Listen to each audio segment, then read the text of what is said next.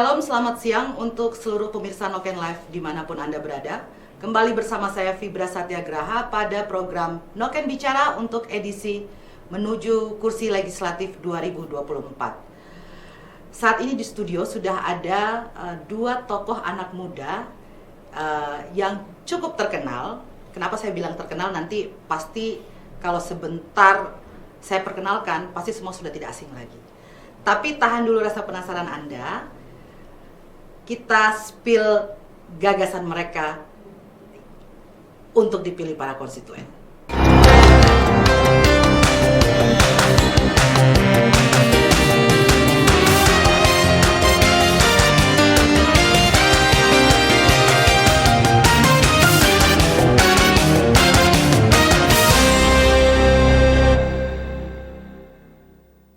Halo semua, nama saya Johan Albert Peter Ginuni. Saya calon legislatif di DPRD Provinsi Papua dari Partai Golkar nomor urut 8 di daerah pemilihan 2, Jayapura Utara dan Jayapura Selatan.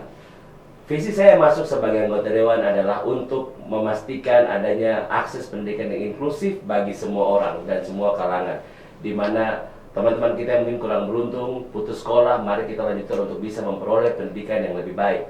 Akses untuk tenaga kerja, di mana kita bisa perkuat BLK dan juga SMK untuk menciptakan tenaga kerja yang profesional dan siap untuk memberikan kontribusi bagi pembangunan di Papua lewat karya mereka masing-masing, dan juga akses kesehatan dan juga pemanfaatan pekarangan rumah yang penting untuk di-cover secara peraturan daerah.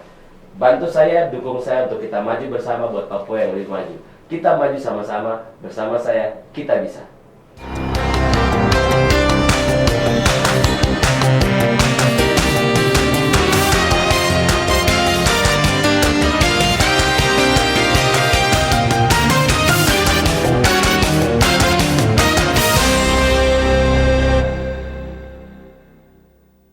Halo semua, saya David Johannes Baransano, sarjana ekonomi atau yang sering teman-teman panggil dengan nama Dave Baransano. Saya pada tahun 2024 nanti akan maju jadi calon anggota legislatif Dewan Perwakilan Rakyat Daerah Kabupaten Jayapura dari Partai Solidaritas Indonesia, nomor urut 3 dari Dapil 1 Sentani Kota.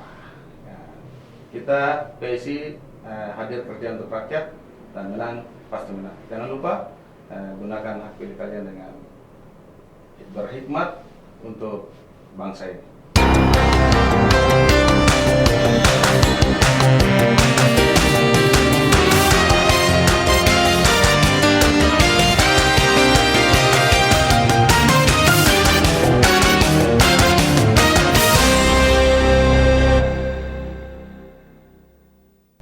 Kalau untuk Pilpres maksudnya masih satu koalisi. Masih satu kebetulan koalisi, ya. betul. Jadi hari ini tidak akan ada sedikit perdebatan-perdebatan. Tidak akan ada api di antara. Iya. Tapi bolehlah ya kita sedikit nanti mungkin sedikit kita colek-colek Bara-bara itu ya. ya, itu Bung Dev tahu sekali itu.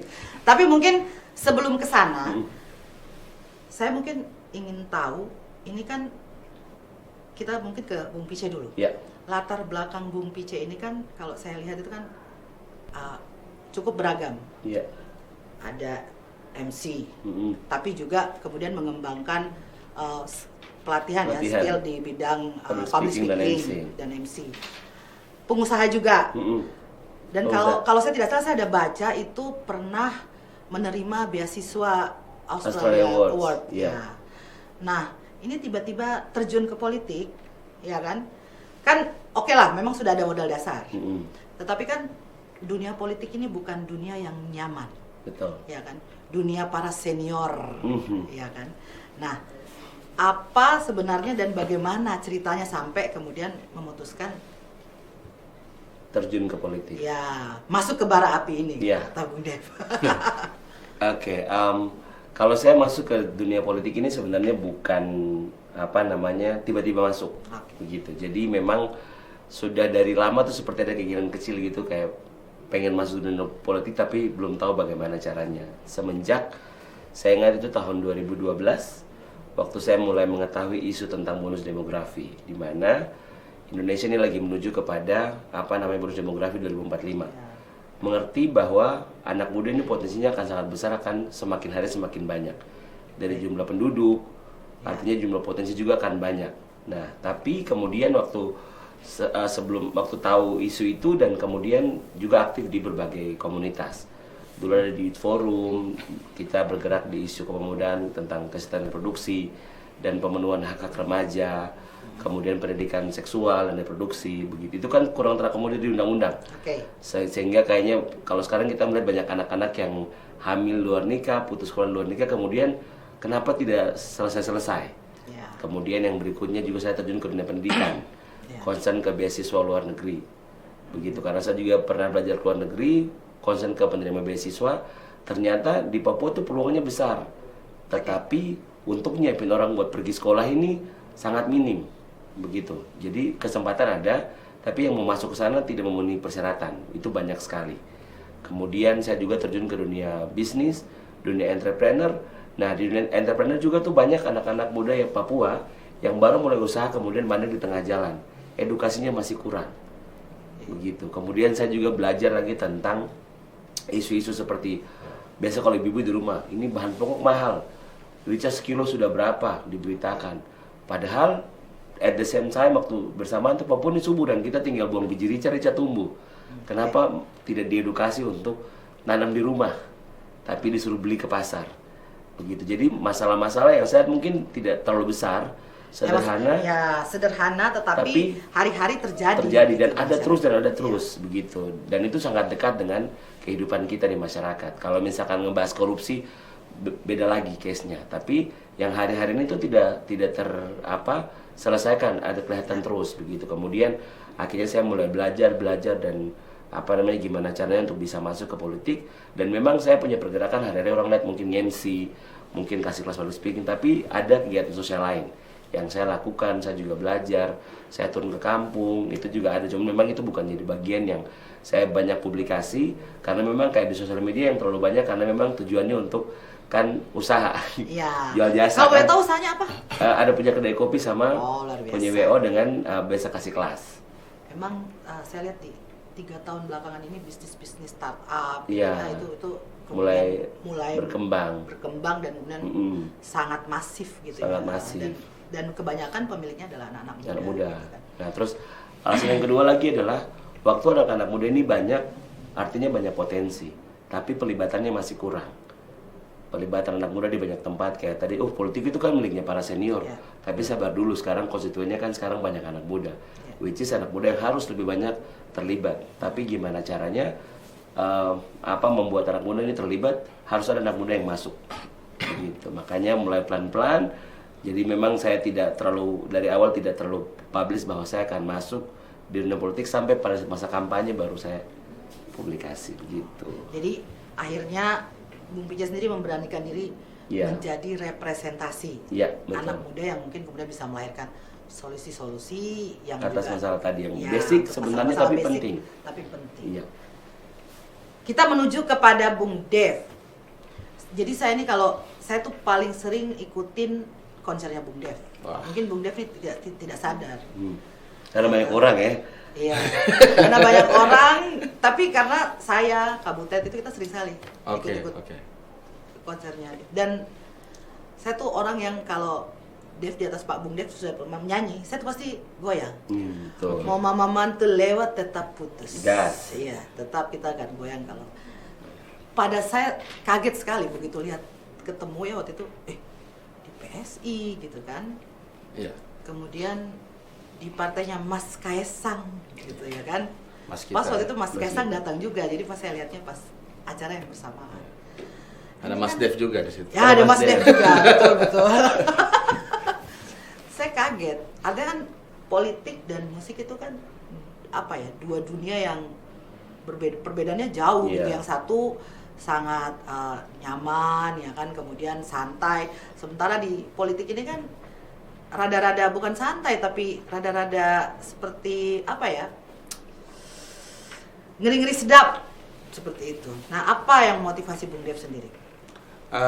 Sebenarnya mungkin ya benar ya, politik dan musik itu menurut sebagian teman-teman itu bertentangan ya, karena apalagi kita di reggae music yang selalu bicara tentang Babylon system. Nah, itu kita selalu bicara tentang apa, mentality segala macam ya. Ya, reggae yang benar-benar reggae ya. Ya. Bukan reggae-reggae santai pantai, kopi hitam, ganjaman dan lain-lain ya. Gitu. Tapi bagi saya politik dan musik itu sama-sama seni sebenarnya. Sama-sama seni, sama-sama punya sesuatu yang bisa dinikmati. Gitu. Nah, kenapa saya mau terjun ke sini? Bukan diterjunkan ya. Iya, betul. Mau terjun ke dunia politik itu sebenarnya sudah dari lama, sama seperti yang PC, karena PC katakan bahwa kita hidup di komunitas di mana banyak sekali suara-suara minor yang kita dengar di sana. Banyak sekali suara-suara minor yang kita dengar di sana. Banyak hal. Saya bicara secara khusus di Sentani ya.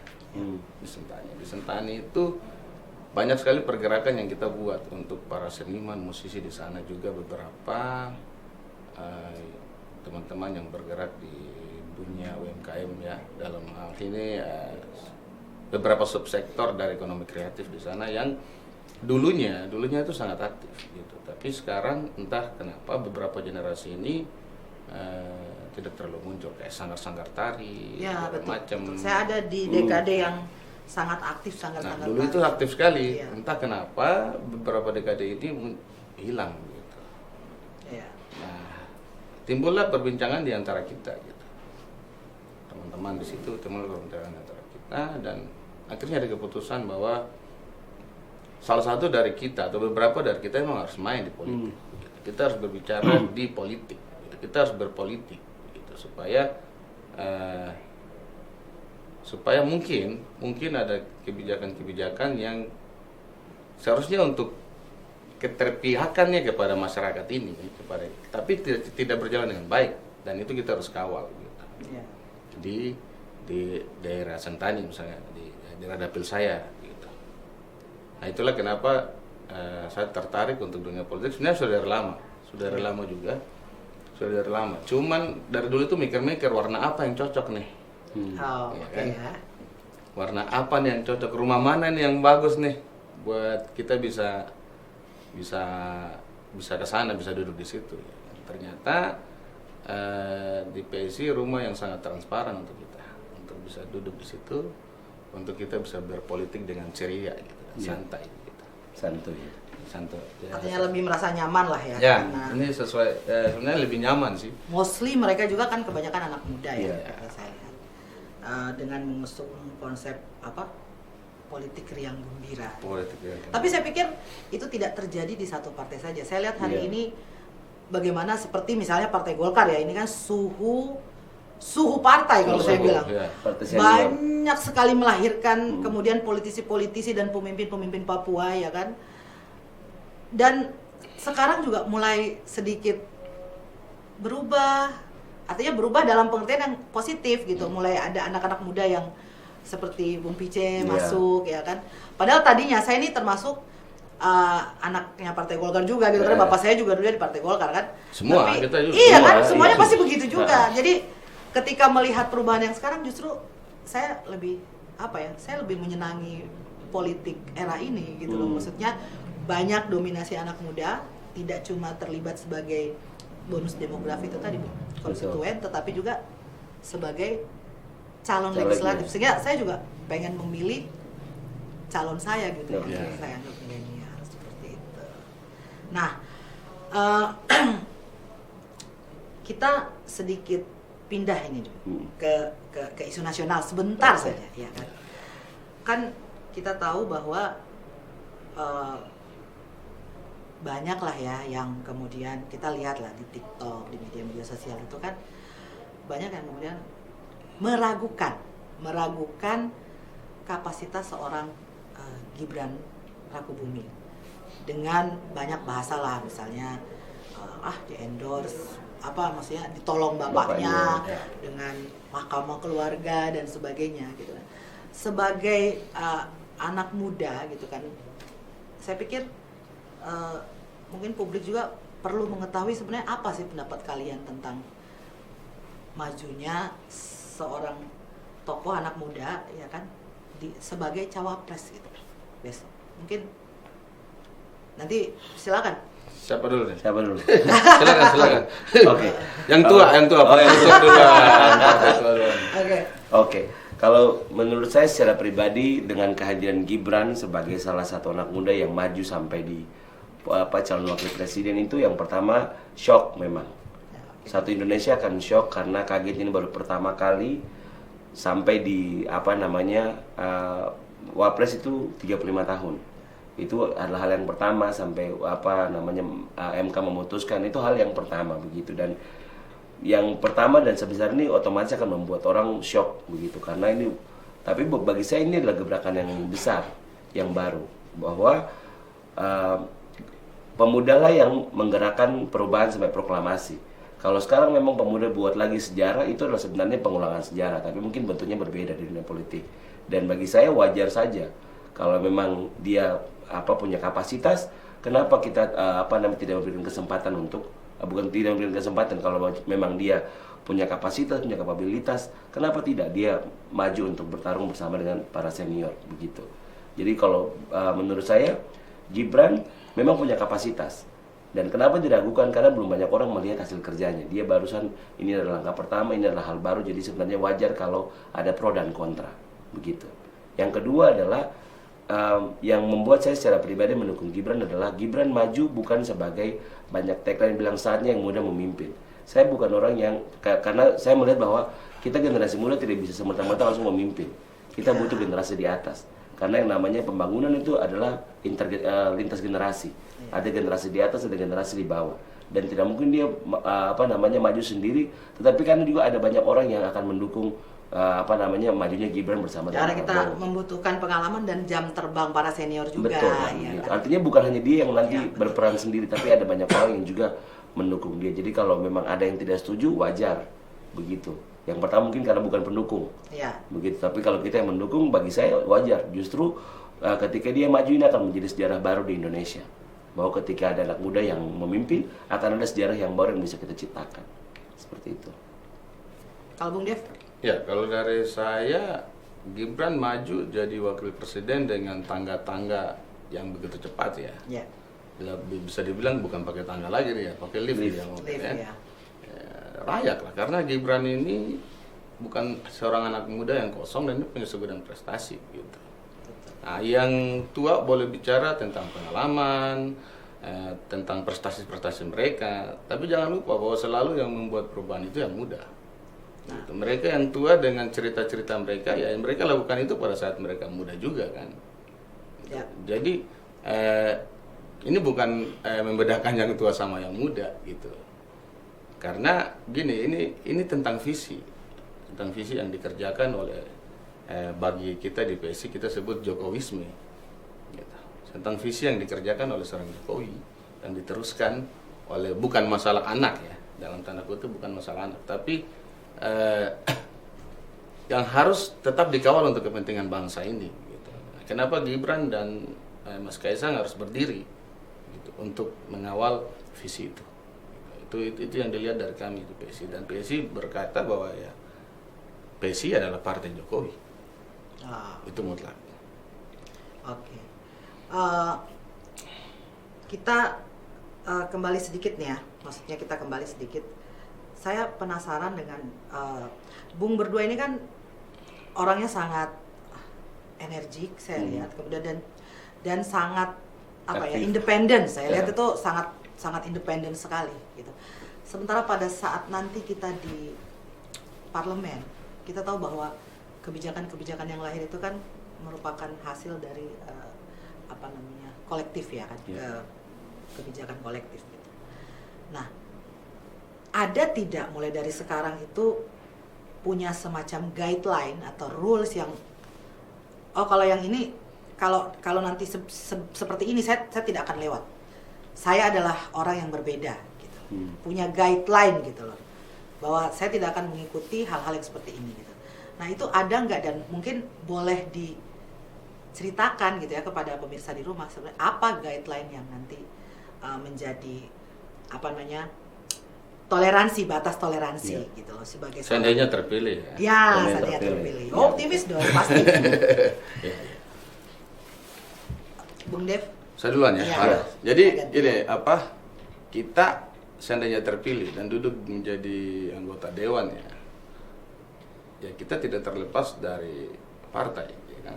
Kita tidak terlepas. Kita di situ duduk bukan karena kepentingan individu lagi, melainkan menjadi kepentingan partai. Ya kan? Apapun yang akan kita bicarakan, apapun yang akan kita ambil keputusan apapun itu, memang benar-benar harus dikoordinasikan di tingkat partai. Setelah itu kita angkat ke tingkat fraksi untuk kita bicarakan. Jadi egosentrisnya kita emang harus ditenggelamkan di dalam itu, karena kita duduk di dalam situ adalah sistem yang harus kita kerjakan. Mungkin, nah ini juga saya sedikit mengedukasi buat teman-teman pemilih yang sekarang ini ya. Banyak anggota dewan ini merasa diri terlalu besar sampai memberikan janji-janji gitu kan. Mungkin karena punya uang yang banyak, dana kampanye yang banyak, sehingga memberikan janji-janji seolah-olah nanti dia adalah pengguna anggaran gitu kan.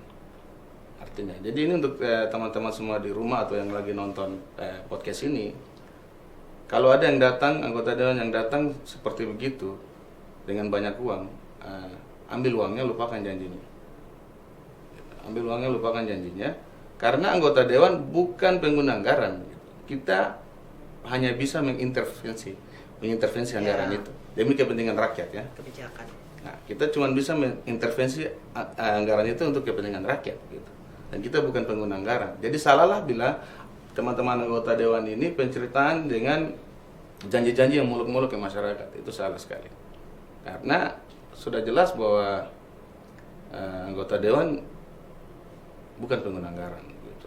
Kita hanya bisa mengintervensi sistem yang sudah ada gitu. Jadi memang kalau bicara soal independensi kita sebagai anggota legislatif, mungkin pada saat kampanye kita politik individunya sedikit tinggi. Oke. Itu namanya politik individu. Gitu. Ya. Tapi setelah kita sama-sama duduk dalam meja yang ada, itulah meja rakyat, men. Jadi kita harus memang kerja Ya, perlu ada kolaborasi lah ya. Memang harus ada kolaborasi untuk itu, untuk kepentingan rakyat gitu. Dan salahlah apabila kita sendiri ada jotos untuk kepentingan partai dan kepentingan sendiri Ya. di dalam situ. Memang kepentingan partai penting, tapi kita juga harus pilih-pilih sebagai calon yang ditunjuk dari partai untuk duduk atas nama rakyat. Iya. Walaupun kita dari partai, tapi kita harus duduk dan berbicara atas nama rakyat. Itu yang PSI kita selalu bicarakan itu ke masyarakat tentang itu, tentang bagaimana kepentingan rakyat adalah yang utama, bukan kepentingan kita lagi secara individu dan partai. Kalau Bung Pice? Kalau saya sama seperti Dev. Memang waktu pada saat sekarang kampanye kita memang akan menonjolkan siapa kita sehingga kita bisa terpilih untuk duduk di sana. Tapi sampai ke sana, selain dari kita harus juga melihat dari mana partai kita masing-masing, juga pada saat kita mungkin ada di dalam sidang atau keputusan yang diambil itu juga bersama-sama dengan anggota legislatif yang lain. Begitu. Jadi semuanya adalah untuk kepentingan rakyat. Kalau misalkan ada hal-hal yang mungkin di luar ranahnya saya, itu yang mungkin tidak akan saya lebih banyak untuk mungkin kasih masukan, tapi tidak akan ada sampai ada jotos segala macam. Tapi kalau misalkan saya paham bahwa ini adalah untuk semua bisa mengcover semua kepentingan, misalkan partai, kemudian fraksi dan juga sampai kepada Toki Palu begitu, itu mungkin bisa kita lakukan dengan cara-cara yang lebih terhormat seperti itu. Seandainya kalau masuk nih ya, kan ada banyak komisi-komisi gitu. Yeah. Kalau Yeah. Dev sendiri kan di kabupaten ya. Yeah. Kemudian Bung Pice kan untuk provinsi. Sebenarnya apa sih yang nanti pasti ada nih keinginan, Yeah. saya pengen duduk di komisi inilah gitu Yeah, kan. Pengen duduk di komisi ini gitu kan. Maksudnya apa Ada komisi? target Ya, gitu. gitu Ya, loh. ya. Maksudnya mungkin Ya. ya saya paling ingin berjuang ini gitu sehingga saya di sini. Apakah komisi C, komisi anggaran? Coba Bung Pice gimana? Kalau saya dengan visi misi yang saya bawa untuk maju di pileg kali ini adalah di Komisi E untuk pendidikan. Pendidikan ya. Karena memang saya juga cukup banyak berkecimpung di pendidikan informal dan juga ada di situ dan melihat sebenarnya itu ada banyak hal yang bisa dilakukan. Mungkin ada target-target tertentu gitu ya. Iya, misalkan salah satu target ini, misalkan kayak di masyarakat sekarang orang melihat SMK itu sebagai mungkin bukan yang paling berprestasi. SMK itu seperti nomor 2. Padahal sebenarnya SMK kalau diperkuat kita punya tenaga kerja banyak. Dia bisa mengcover banyak isu ekonomi, tenaga kerja, bahkan menciptakan lapangan pekerjaan, itu SMK tuh harus diperkuat. Begitu, dengan misalkan bikin bengkel yang lebih bagus, fasilitasi pelatihan yang jauh lebih advance, mungkin teknologi yang lebih bagus. Nah itu tuh perlu didorong untuk anak-anak tuh, kenapa harus sekolah di SMK, salah satunya itu. Perkuat SMK. Perkuat itu SMK ya. Gitu. Karena SMK kalau misalkan dari situ, kalau dulu misalkan orang di Kemendikbud lah, SMK itu untuk menciptakan tenaga kerja yang bagus gitu. Tapi saya punya pengalaman di luar negeri itu sekolah setara SMK tuh untuk jadi tenaga pro, bukan tenaga kerja. Tenaga profesional dan tenaga kerja itu beda. Begitu. Makanya itu yang kayak kenapa kita tidak bisa melihat SMK ini adalah salah satu potensi besar. Kalau orang bilang Papua tanah kosong, sekolah di SMK. Begitu. Supaya habis sekolah tuh ada skill yang bisa siap untuk nggak perlu cari kerja, bisa ciptakan pekerjaan. Nah itu salah satu. Kenapa target pengen ada di komisi E. Kalau Bung Dev? Kalau saya kembali lagi seperti yang pertama saya katakan di awal, bahwa komisi C pastinya. Kenapa komisi C? Karena sesuai dengan statement dan visi dari partai kita, no corruption. Kita harus kawal benar-benar gitu. Karena koruptor itu tidak takut penjara, takut miskin dia. Koruptor itu tidak takut penjara, takut miskin. Salah satu ini kan undang-undang perampasan aset itu ya. Nah, undang-undang perampasan kita harus kawal di bagian itu. Di situ kenapa saya juga mau komisi C ya, karena memang basic ilmu di situ, di sarjana ekonomi gitu. Dan kebetulan saya paham sekali tentang database keuangan yang bisa dikerjakan di situ. Jadi kenapa kebanyakan dari kita PSI kita buru tuh komisi C. Minimal kalau untuk mengamankan komisi E juga. Kalau nanti masuk ya kan, Tuhan sayang masuk di DPRD. Jadi kalau misalnya saya ke DPRD ada Bung Dev, itu saya lihat, aduh Bung Dev belum makan siang gitu. Kalau soal makan bisa kita kondisikan, asal kita jangan makan uang rakyat. Ya itu betul. Tapi ini menarik ya, maksudnya kita bicara masalah korupsi. Jadi kemarin tuh kan sempat ada KPK datang. Ada isu menarik sebenarnya. Nah, ini saya pengen tahu karena kan kita pengen tahu sih seberapa mindset Anda tuh seberapa ini sih menggigit gitu ya untuk masalah ini. Korupsi ini kan memang kita semua sepakat ya, kita tidak sepakat dengan yang namanya korupsi karena itu kan artinya hak rakyat yang kemudian ketika terjadi itu maka rakyatnya juga akan tidak sejahtera gitu kan. Tapi ada satu hal yang kemudian saya pikir perlu juga gitu jadi bahan diskusi. Budaya kita ya, budaya keluarga, saya bicara terutama untuk orang wilayah Indonesia Timur. Budaya di Indonesia Timur dengan budaya di luar Indonesia Timur itu kan jauh berbeda. Contoh kalau kita di Indonesia Timur, keluarga itu bukan cuma bapak, ibu, bukan keluarga inti anak, ya bukan cuma itu gitu. Kalau kita ini mama ade, mama tua, bapak ade, sepupu dan lain-lain itulah keluarga gitu kan. Sementara kita kan di wilayah timur ini punya semacam ikatan emosional yang cukup kuat sehingga ketika satu menanjak itu sudah pasti gitu akan ini kamu yang ini kuliah, yang ini yang ini gitu kan. Dan sudah pasti ada apa-apa tuh keluarga pasti datang minta tolong ke kita. Nah, saya juga lihat di beberapa, kita tidak menyebutkan ya, tapi di beberapa budaya saya lihat ketika ada pemimpin, artinya budaya di Papua ya, ketika ada pemimpin kemudian masyarakat itu akan sangat tergantung sama itu. Dan saya pikir itu wajar karena kan beda kita di Papua, beda kita di luar Papua gitu. Di luar Papua tuh ekonomi itu kan bergerak sehingga cepat sekali gitu loh. Ekonomi bergerak, uang berputar. Beda dengan di Papua. Kita saja mungkin pasca Covid ini pasti merasakan gitu kan, di Papua tuh bagaimana sekali susahnya uang berputar gitu. Bahkan banyak yang bilang ya gitu, banyak yang bilang begini. Ini pusat ini gara-gara kita gubernur sampai dia hukum kita sampai sebegininya. Itu ada bahasa seperti itu gitu kan. Karena kita di Papua ini kan pasti sektor yang kita kita belum nggak punya sektor UKM yang maksudnya yang seperti di Yang luar lah ya, menghasilkan, yang kemudian bisa menopang yang produce dari situ, ya, ke situ, iya kemudian- gitu kan. Kita pasti 100% masih bergantung ke pemerintah lewat ya itu pekerjaan-pekerjaan dan sebagainya. Nanti pekerjaannya dibayar, dia akan belanja ke bawah gitu kan. Nah, yang saya ingin tahu itu belum ada yang kemudian mencoba untuk mencari jalan tengah bahwa bagaimana melakukan pemanfaatan pengelolaan APBD sesuai dengan kearifan lokal. Kalau Bung berdua sendiri, ya kan, melihat fenomena ini gitu. Ini kan fenomena yang kita tidak bisa nafikan, Iya. ya kan. Misalnya nih, saya jadi bupati, orang semua datang, masyarakat, bapak saya anak sakit, bapak saya mau ini, bapak saya mau itu, kita nggak bisa usir, kamu pulang, tidak bisa. Tapi bagaimana dengan negara punya administrasi yang nomenklaturnya rumit dan segala macam. Nah itu Birokrasi. maksudnya kalau kalian sendiri sebagai anak muda ya, itu melihat hal ini bagaimana? Siapa duluan? Pertanyaan yang panjang. Iya, ini Ini- karena belum Ah. mulai jadi isu sebenarnya. Ya. Karena pasca kemarin KPK datang, artinya kan korupsi ini harus kita definisikan dulu, kita dudukan dulu dia barang apa, binatang apa, ya kan? Kayak seperti itu gitu. Sebelum kita karena agak di sini agak begitu karena kemarin sempat kita wartawan itu bertanya. Waktu kita bilang, "Bapak kalau," dia bilang, kita jangan lagi punya budaya yang minta-minta.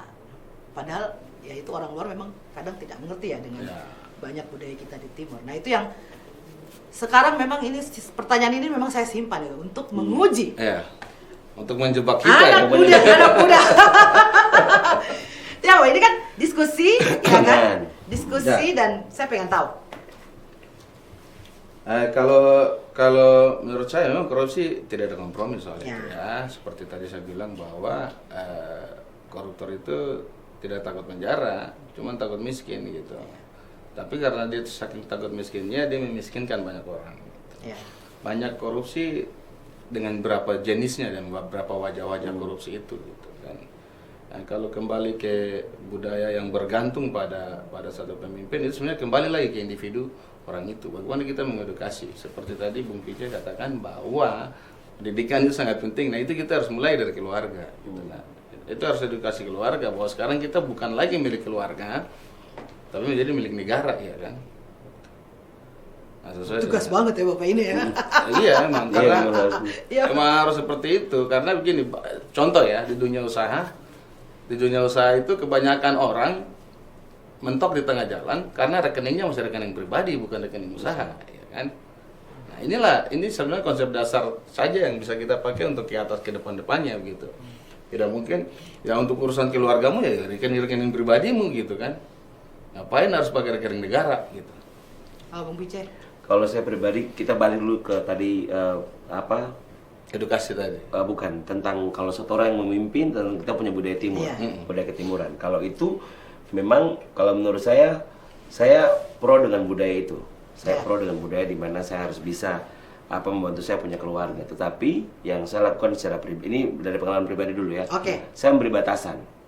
Saya memberi batasan. Sebagai contoh kalau misalkan dulu juga saya kuliah, dari kuliah saya sudah terbiasa mengatur keuangan. Oh. Dari kuliah itu jadi kalau misalkan satu ada punya, karena saya kuliah di kampus Islam, jadi kan biasanya ada biasanya kita sisihkan untuk ada uang untuk sedekah itu kan ada tuh. Jadi saya belajar untuk memang ada uang yang disisihkan khusus untuk ngebantu keluarga.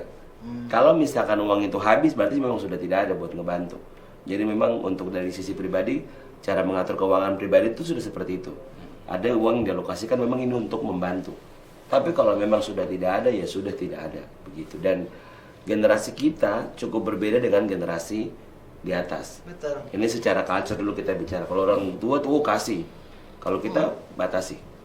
Kalau tidak ada ya kita dengan tegas seperti tadi kita harus edukasi keluarga juga bahwa memang waktu ketika misalkan menjadi pemimpin kita bukan lagi milik keluarga saja, tetapi juga harus kita kasih attitude kepada keluarga pun harus sesuai dengan kita punya posisi masing-masing dan segala hal harus punya batasan.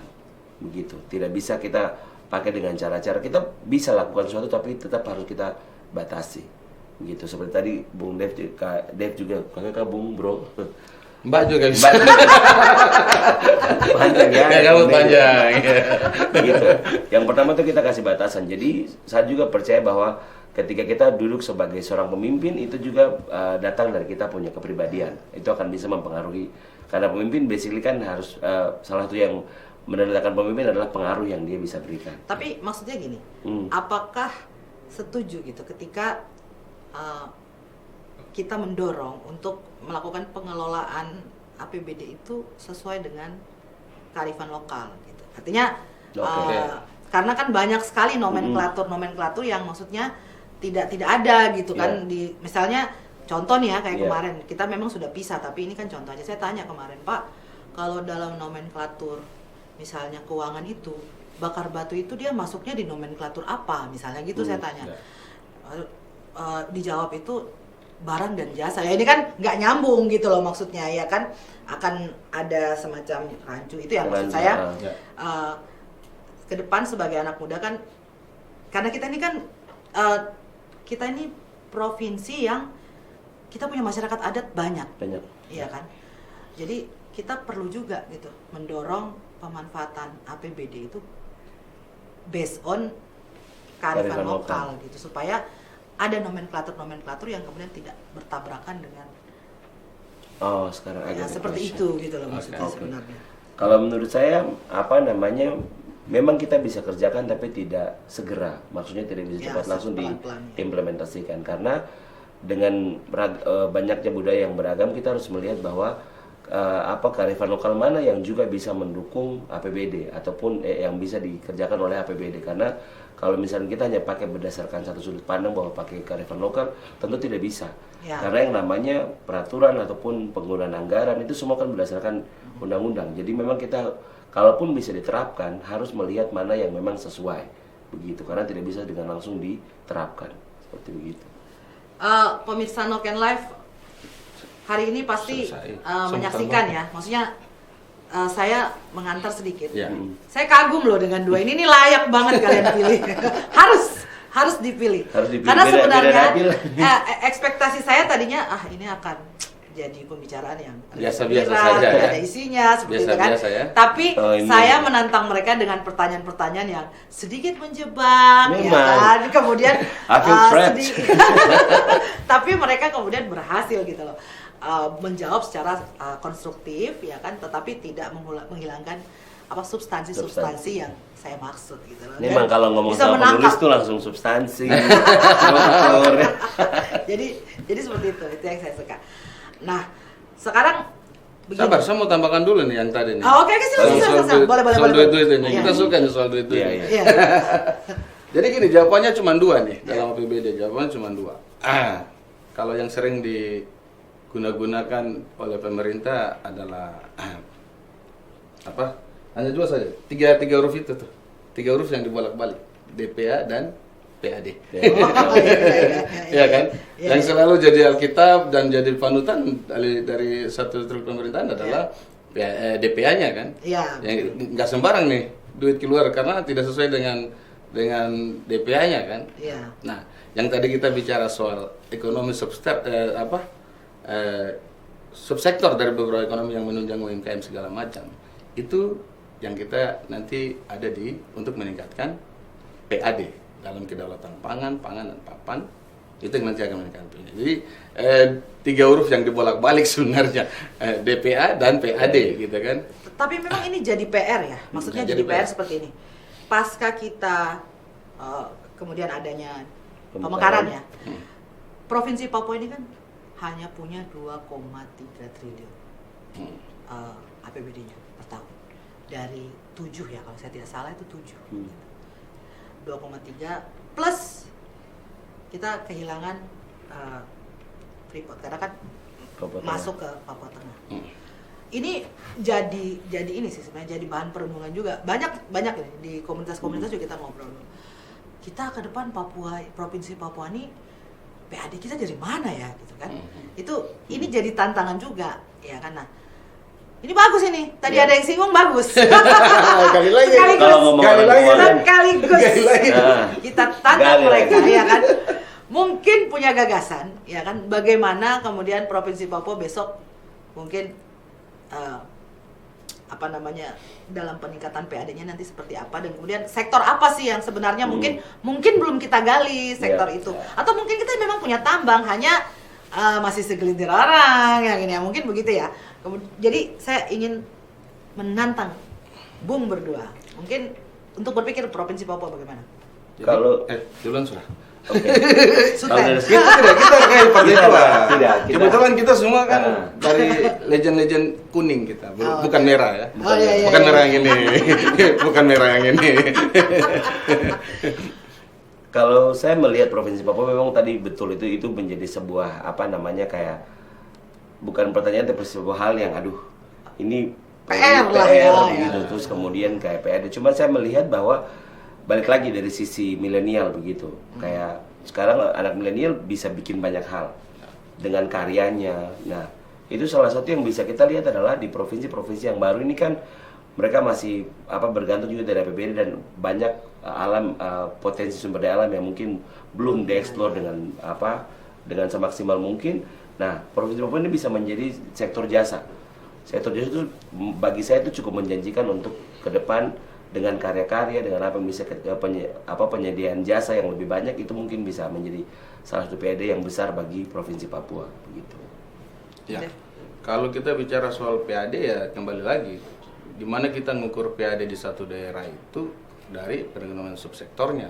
Iya. Sektor apa yang harus didorong sehingga angka mana kita langsung jadi klaim bahwa contoh nih di Kabupaten Jayapura PAD-nya itu dari sektor perikanan misalnya, ikan gabus dan lain-lain. Nah itu. Jadi kita nggak bisa semerta-merta ngomong PAD dari daerah ini nggak bisa. Kita harus ngukur dulu nih sektor apa nih yang menjadi yang lebih tinggi angkanya di balik sektor-sektor lain gitu. Okay. Nah, memang seperti tadi Bung Pice bilang ini PR besar juga buat kita. Jadi kata PAD ini dengan DPA tadi gitu kan sesuatu yang bertolak belakang gitu kan gitu. Jadi kita ngukur PAD itu dari subsektor, kemudian gini, sektor-sektor ini ada di dalam beberapa subsektor dari ekonomi kreatif gitu kan. Ya. Nah, ekonomi kreatif ini jadi kalau kita ngomongnya itu terstruktur tuh. Nah, Baru kita ketahuan tuh ini PAD di daerah ini apa gitu. Nah PR nih mana yang mau ditekan nih dari satu daerah itu? apa mungkin kemampuan Bung Dev di bidang musikalitas mungkin kita bisa seperti Ekonomi ya bagaimana kreatif. Korea Selatan ya kan? Nah, contoh. Apa namanya terdepan dengan K-popnya. Contoh kayak yang Bung Pice katakan tadi bahwa tidak semerta-merta contoh dari PNS, kita harus jadi entrepreneur segala macam. Contoh kita di musik, banyak orang teman-teman di musisi itu mikirnya bikin grup, setelah jadi terus manggung, Ya. lompat tangga tuh satu, padahal satu tangga lagi bikin karya. Iya. Ya. Mereka lupa tuh, gitu. Jadi mereka mikir ya sudah manggung, memang manggung bagus karena kan cepat dapat duitnya kan. Nah, Karya justru keluarin ya. jadi karya justru dilupakan. Jadi bila turun tangga ditanya, Bu, lagunya apa, Pak? Lagunya apa? Tidak ada, gitu kan. Karena lebih ke karya, lebih kayak manggung, gitu. Padahal karya itu bisa membawa kau kemana-mana, pertama. Terus kedua, kau bisa makan dari karyamu. Padahal saya lihat di 2 atau 3 tahun belakangan ini tuh justru musikalitas kita ya, maksudnya anak-anak Papua. Anak Papua. Itu yang justru paling diterima sekarang ya kan, bahkan mendunia gitu ya. kan. Jadi saya pikir artinya mungkin ini semacam satu sign lah ya. Ya, jadi anak-anak muda itu sebenarnya jangan nunggu. Gitu. Iya, inisiatif. Ya, inisiatif. Nah, ini yang saya sesali pada saat dulu mungkin pada saat awal berkarya, bermusik itu kan belum ada digitalisasi yang bagus seperti sekarang ya kan. Nah, sekarang saya lagi kejar itu. Ternyata dapat gitu. Dalam arti kita bisa makan, bisa minum, bisa hidup karena karya kita gitu. Tanpa ngemis-ngemis minta manggung ke orang. Gitu kan. Oke. Nah, maksud saya gitu. Itu simpel aja karena saya dari musik kan. Nah, teman-teman yang lain juga bisa gitu di dunia usaha yang lain gitu kan. Tanpa kita harus kalau bahasa sininya tanpa kita harus bikin lagu proposal. Mungkin pemirsa yang di rumah juga penasaran ya. Tapi mungkin boleh lah di-share. Hmm. Sedikit saja gitu, sedikit. Ya. Sampai hari ini ya kan mungkin sudah habis budget berapa sih untuk? Ya. Ya kan pasti caleg itu bikin baliho ya kan. Ya. Kemudian mampir ke konstituen, mungkin ngajak kopi, ngajak makan, ngajak apa gitu kan. Sedikit saja Bung Dev, tidak banyak. Sedikit saja mungkin. Itu emang harus dilaporkan. Atau rents. KPU ya. Rents. Kita bicara rents. Kalau apa namanya untuk anggaran semua kan kita laporkan transparan ke KPU. Oke. Itu transparan, cuman range-nya ya kalau ini kan baru 2 minggu. Ya, baru dua. Oh ya, betul. Belum banyak lah. belum Ya, banyak. ya makanya 2 minggu ini Enggak sih. range-nya udah berapa? Ini sini kita belum 2 minggu, bahas ini kan nanti. Kenapa? Sorry. Boleh nggak apa-apa. Jadi kalau kasih tau range gak ya? Saya sebenarnya tidak terlalu Bocorkan sedikit range-nya. range-nya tidak banyak karena memang saya dengan milenial. Oh, oke. So kita tidak terlalu banyak yang mencetak, tidak terlalu kasih sembako. Ya. Kita tidak jual janji.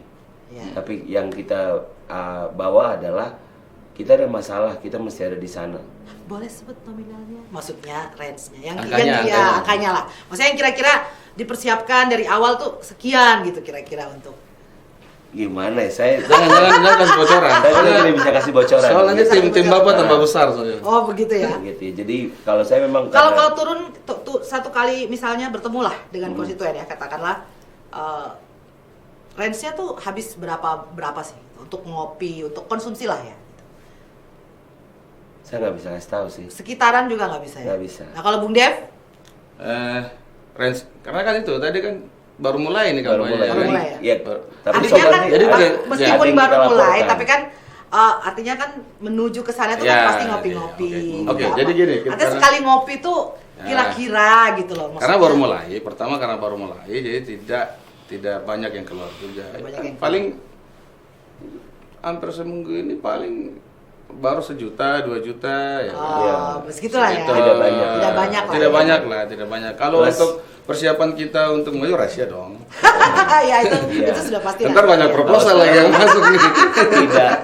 tidak yang signifikan. Saya sih juga melihat kayak dari banyak caleg-caleg yang senior. Iya. Oh itu udah ke Ngeri. Maksudnya bukan ngeri, tidak tahu berapa, cuman pernah bagi-bagi sembako yang begitu banyak begitu. Sedangkan pengalaman baru nih. Jadi kalau teman-teman milenial yang mau jadi caleg nih, saya punya pengalaman seru. Jadi masuk dunia politik ini serunya adalah ternyata anak milenial zaman sekarang itu kita maju dulu, lihat dulu bagaimana. Mereka tidak di depan yang mesti kasih apa-apa ke mereka, terima apa, tapi teman-teman yang bersama dengan saya, kita maju dulu, kita lihat dulu, dapat pengalaman berpolitik dulu. Karena juga kayak ada teman-teman yang bahkan belum pernah pakai hak politiknya. Oh. Contoh yang golput. Yang golput. Saya ngobrol sama teman-teman yang golput, kemudian mereka bilang, akhirnya kita tahu mau pilih siapa.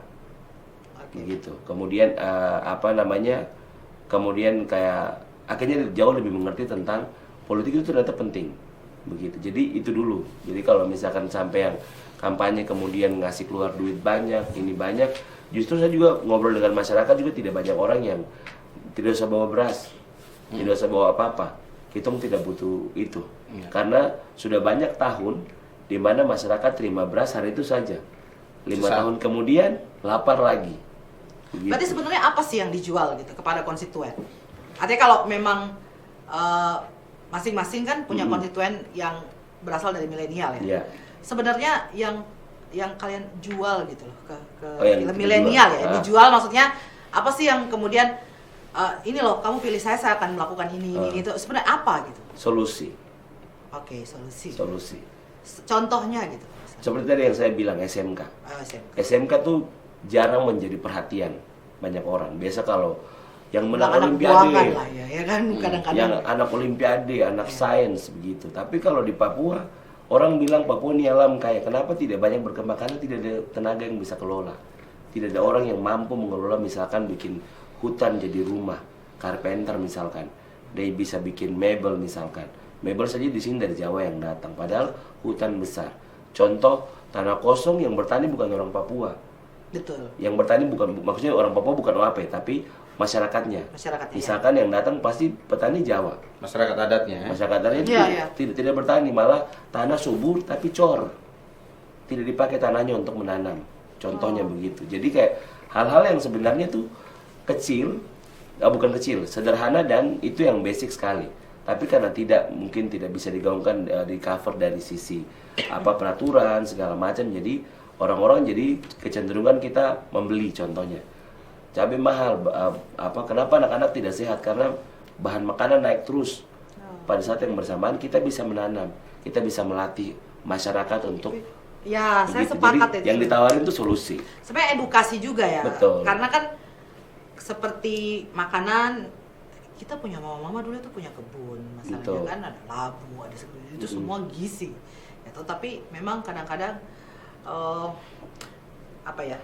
era modern itu jadi kayak dua Praktis. sisi mata uang gitu. Betul. Di sisi lain oke, kita memang dengan, tapi di sisi lainnya kemudian hal-hal yang kemudian dulu kita bangun ketahanan pangan itu kayak buyar gitu ya Buyar, kan? betul sekali. Jadi sebenarnya itu yang ditawarin sebenarnya solusi dan ngajak teman-teman untuk bisa melihat. Yang kedua adalah bisa melihat politik bukan sesuatu yang kotor sekali atau gelap sekali. Dulu saya juga sebelum masuk politik juga politik ini kayaknya gelap deh, kayaknya kotor sekali, orang korupsi lah, orang apalah. Dulu bilang janji palsu lah, jadi PHP. Tapi sebenarnya waktu masuk dunia politik ini baru pengalaman pertama. Ternyata tuh banyak hal yang bisa kita jadikan solusi. Begitu. Saya positif atau negatif itu kan tergantung personnya, ya kan? tergantung Bagaimana politiciannya kemudian kita siapa. mengawal. Itu sama kayak pisau di tangan siapa dulu, kalau di tangan Betul. pembunuh ya Mati. sama. Di tangan tukang daging, di contoh Makassar, ya kan? Kasih. Makan dong kita ya. Nah, sekarang yang saya mau tanya sama Dev, saya tahu bahwa PS itu kan dia undang-undang perampasan aset. Sebenarnya seberapa, berarti kan isu yang diusung itu kan isu korupsi gitu kan, yang termasuk jualan juga ke konstituen. Sebenarnya seberapa besar sih perhatian masyarakat terhadap ada isu korupsi itu?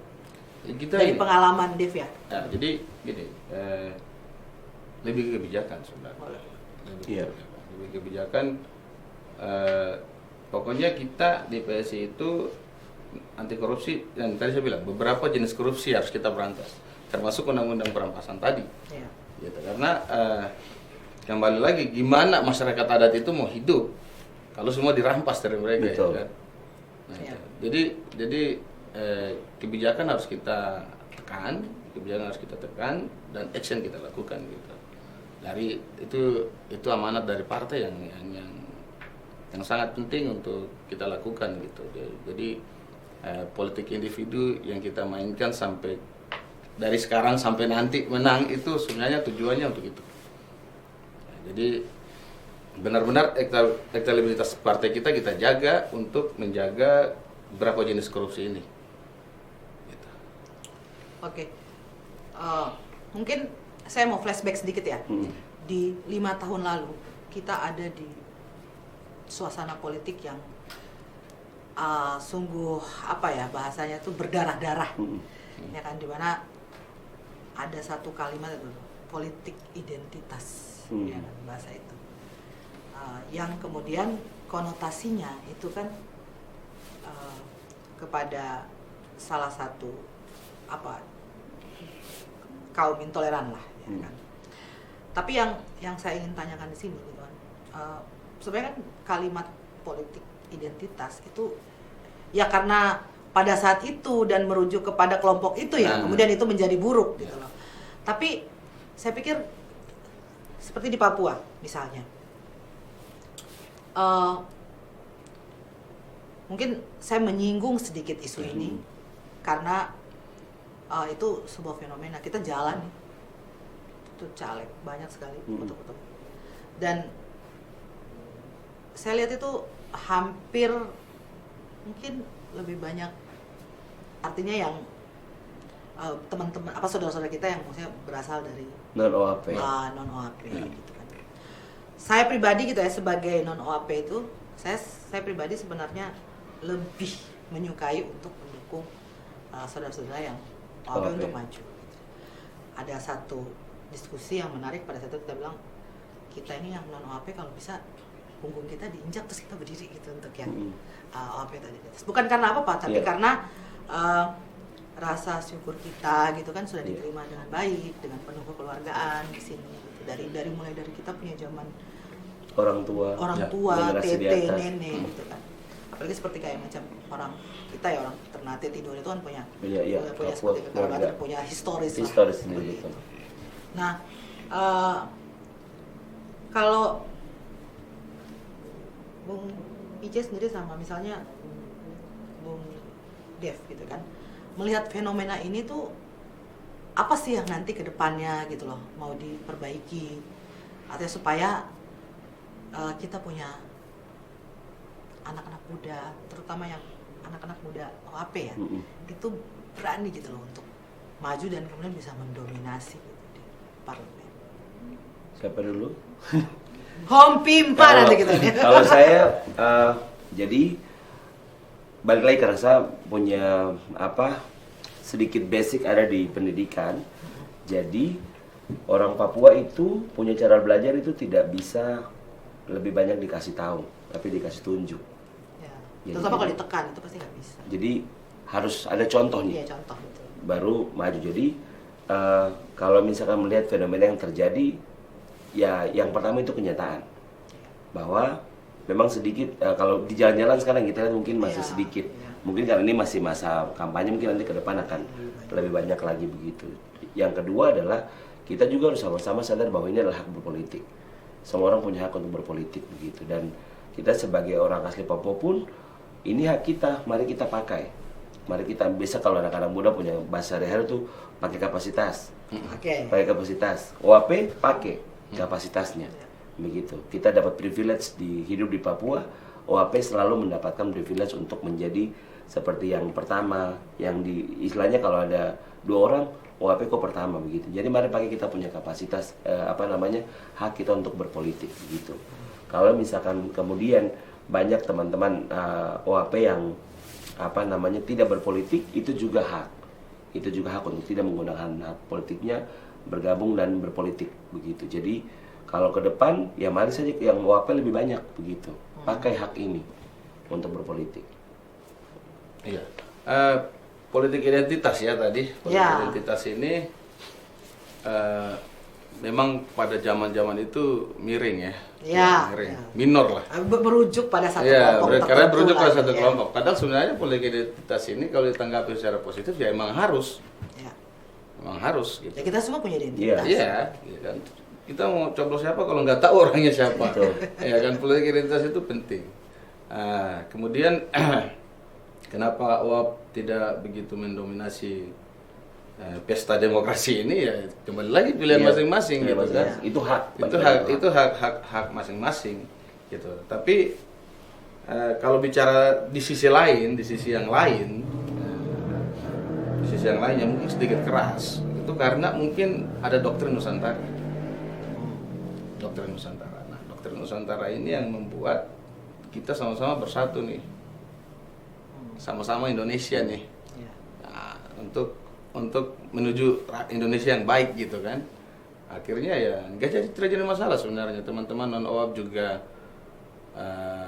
mau maju untuk sama-sama dalam pesta demokrasi ini. Teman-teman OAP juga maju dalam, sebenarnya tidak ada masalah. Tapi Ya, mungkin di meja ini saya mau katakan bahwa teman-teman yang OAP seharusnya lebih berani gitu. Iya. ya.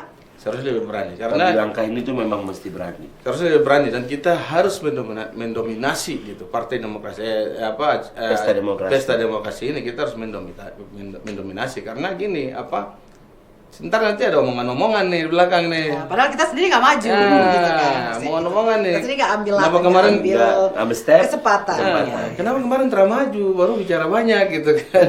Oke, berarti Bapak berdua ini ya, Bung berdua ini pemirsa, ke depan mereka harus punya sekolah politik lah ya untuk anak-anak muda OAP. Ya, kalau terpilih nih berdua, Ya. wajib punya sekolah politik untuk anak-anak muda OAP yang siap terjun ke dunia politik. Ya kan? Gitu. Jadi Kalau masuk. Saya setuju, Mas. tidak begini, kalau sekolah politik kan masing-masing partai punya. Punya, Ya, harusnya kan? Gitu. artinya ini kan bisa, Ya. untuk Secara presiden bisa umum. berkoalisi, kita berkoalisi untuk hal-hal yang baik. Oke, nanti kita omongkan ya, karena kita koalisi ya. Iya. Oke, ini satu ya. Ya. Besok ini akan berkontestasi itu kan dengan para politisi senior. Iya. Banyak yang tak boleh disebut namanya kalau Ya, kalau ya, di Harry ya. Potter. Soalnya saya mau sebut tapi nanti nggak enak jadi Oke, kata. oke, oke. Kalau nggak enak kasih kucing. Dia yang tak boleh disebut gitu, Iya, ya, iya, gitu iya. kan. Banyak Iya. sekali para senior nih yang kalau menurut saya tuh bukan orang baru di dunia politik. Malah kalau politisi-politisi ulung lah ya. Iya. Maksudnya kalau kalian ini tuh apalah gitu kan. Senior yang belum kenyang. Nah, ya. ya. Saya tidak ngomong ya pemirsa. Senior yang belum kenyang ya. Nggak Nah, apa-apa. besok ini akan bertarung dengan senior yang Iya. maksudnya jauh gitu punya kapasitas. Apalagi kayak Bu Pija sendiri ini partai Besar. suhu gitu kan. Iya. Partai suhu. Kalau ini masih partai bocil Ya, ya kan. kita cukup. Partai suhu ini pasti kan pesaing ini juga banyak pasti kan Banyak. yang politisi Senior. juga tapi dan punya jam terbang, punya pengalaman. Nah, PJ sendiri menghadapi kenyataan itu bagaimana? Yang pertama saya berani, Oke. yang kedua saya belajar. Saya belajar juga bahkan untuk senior para politisi senior pun saya datang dan banyak berdiskusi, kemudian membangun strategi dan karena tadi balik lagi saya tidak takut jadi sudah saya maju begitu dengan arahan, dengan nasihat yang juga mereka berikan dan ketika saya ngobrol dengan beberapa politisi senior, mereka bilang kita maju sama-sama. Maksudnya kita bersaing dengan sehat, begitu. Jadi saya tidak terlalu yang kayak takut nanti seperti bagaimana, tidak begitu takut untuk karena saya sudah di sini. Itu modal pertama tadi berani. Saya sudah di sini, saya tidak akan mundur, Oke. begitu. Silakan, Bung. Kalau saya pribadi takut buat. Ya. Ya walaupun kita dari partai bocil ya, yang selalu dibilang-bilang bocil, tapi hari ini mohon maaf elektabilitas partai kita Yes. sorry gitu. Ya. Sudah berapa persen sekarang? Parsial. Saya yang beredar di berita-berita 3,5 lah. Iya, mohon maaf ya. Jadi gitu. Itulah kenapa saya senang berada di PSI karena kita nggak ada senior dan muda situ karena kita selalu memanggilnya Bro and Sis. Jadi biasa aja tua dan muda di situ di dalam partai ya, dalam konteks partai ya. Jadi kita di PSI itu seperti itu. Jadi ya kita ngaku yang muda karena mereka punya segudang prestasi dan pengalaman dan itu patut untuk kita contohi gitu.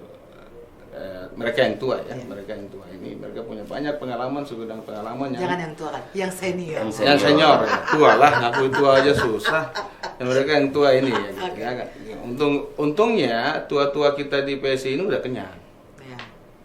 Udah kenyang. Jadi mereka santai aja untuk yang kalau yang muda yang mau naik. Nggak tahu nih kalau partai lain yang belum kenyang. Ya.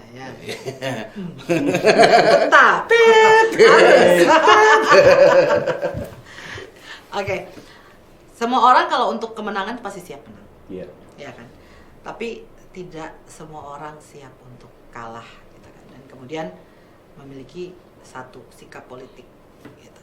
Nah, kalau PJ dan Dev sendiri itu bagaimana gitu? Terhadap maksudnya gini, siap menang, siap kalah juga dan akan punya sikap politik yang seperti apa? Iya, kalau saya pribadi mungkin PJ juga ya, karena kita orangnya orang Independen.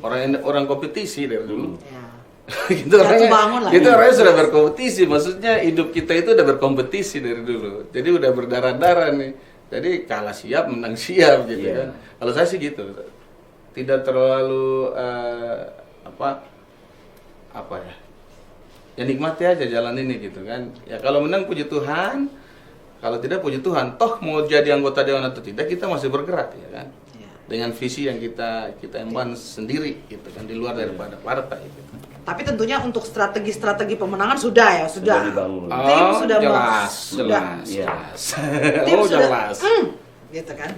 Jadi kalau ya seperti tadi yang seperti dia bilang kalau untuk menang optimis, tapi kalau untuk kalah juga siap. Begitu. Tapi ya sampai sejauh ini kita tujuannya cuma terjun ke sini, tujuannya cuma satu, menang. Begitu. Jadi sudah siap menang, siap kalah. Optimis menang, tapi siap juga untuk kalah. Oke, ini yang saya suka dari anak-anak muda ini. Baik, kita cukup lama ya ngobrol. Iya lama. Mau MC. Kerja Bu. Latihan band ini. Jadi selain mereka di calon legislatif, tapi mereka juga masih mencari cuan. Yes. Yes. Buat nambah-nambah. Yes, cuan is everything. Baik, terima kasih buat Bung Pice dan Terima kasih Kak. Sama-sama. saya doakan terpilih. Amin. Amin. Kayak tadi. Terpilih di Senayan. Siap diinjak biar kita naik. Siap. Teman-teman, maksudnya teman-teman saya semua itu tahu lah, maksudnya Iya. sikap politik saya seperti apa gitu, Iya, politik iya, identitas iya. mereka Iya. pasti. Nah, saya lahir besar di Papua. Iya. Baik, pemirsa Noken Live dimanapun Anda berada, cukup menarik perbincangan kita di siang hari ini. Saya menitipkan kesan kepada seluruh pemirsa yang ada di rumah untuk jangan pernah golput. Ingat, jangan pernah golput. Suara Anda menentukan bagaimana Papua ke depan. Sehingga boleh dilihat mereka berdua ini. Kamera. Mereka berdua, coba tolong kamera.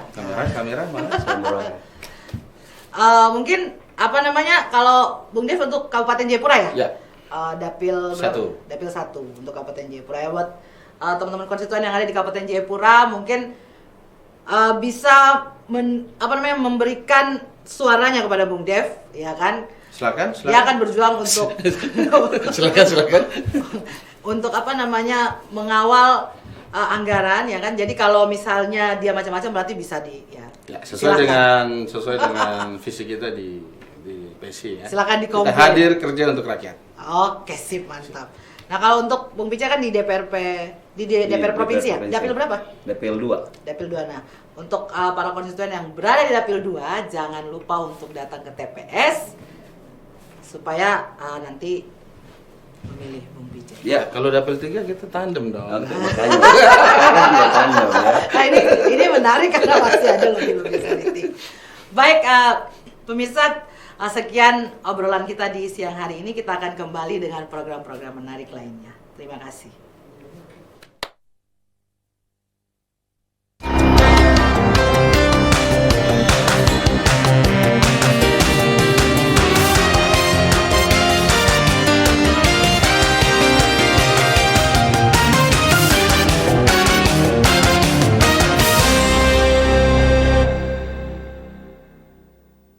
Terima kasih sudah menonton. Jangan lupa like, subscribe, share, dan nyalakan notifikasinya.